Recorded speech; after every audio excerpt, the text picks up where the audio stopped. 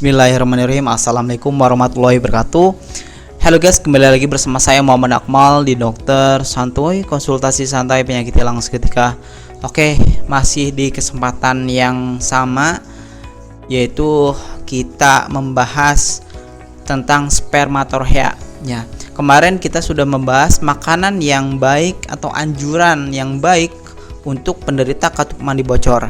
Sekarang itu tentang makanan yang harus dihindari katup mandi bocor. Jadi kebalikannya gitu.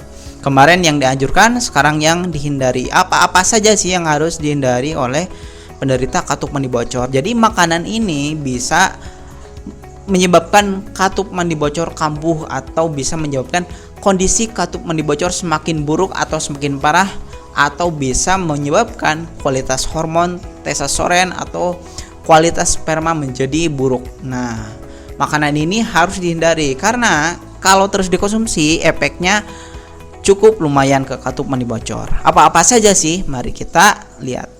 Nah, di sini ada makanan pertama, yaitu makanan berminyak dan gorengan.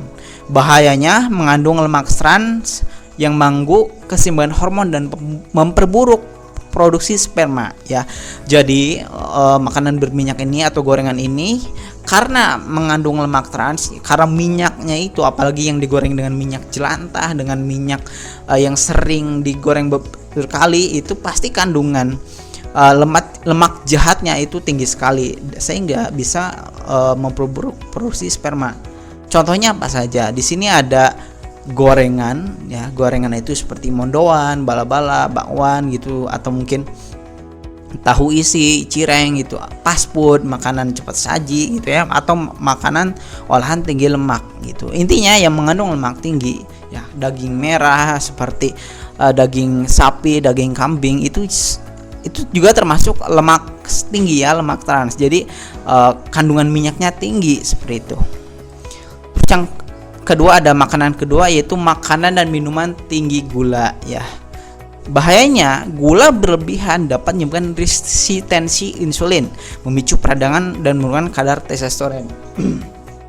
Nah, makanan yang tinggi gula ini contohnya seperti minuman bersoda, permen, kue manis. Pokoknya makanan-makanan yang gulanya tinggi. Yang kadang minuman pun ada kayak minuman yang kemasan itu ale-ale atau mungkin teh Rio atau mungkin sejenisnya, itu yang mengandung gula tinggi itu kalau bisa dihindari karena ya ini penyebabnya adalah memicu peradangan dan menurunkan kadar testosteron ya.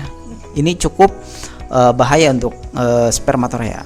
Terus makanan yang ketiga yaitu ada kafein berlebihan. Bahayanya dalam mengganggu sistem saraf, meningkatkan stres dan berpotensi memperburuk spermatorrhea. Contohnya kopi ya, atau minuman berenergi seperti Kratindeng, M2 ya kalau nggak salah, atau mungkin Bintang Zero, Kratindeng itu tidak boleh. Teh berkafein tinggi juga, kopi hitam itu jangan gitu ya. Karena makanan di sini ya, yang di sini tuh dapat memperburuk kondisi spermatorrhea ya.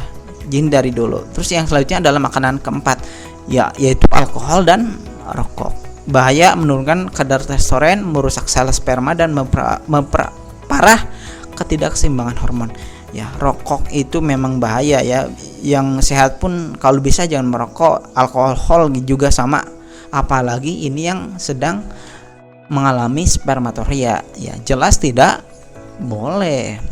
Terus ada makanan kelima ya, yaitu makanan instan dan olahan. Bahayanya adalah mengandung bahan kimia ya, kimia tambahan yang dapat mengganggu sistem reproduksi dan kesehatan secara keseluruhan. Contohnya mie instan, sosis, makanan kaleng, sarden gitu ya, atau mungkin kornet gitu, atau makanan-makanan yang di kaleng itu tidak boleh gitu. Karena memang kimia yang ada di mie instan itu cukup bahaya, apalagi untuk sistem reproduksi pria ya.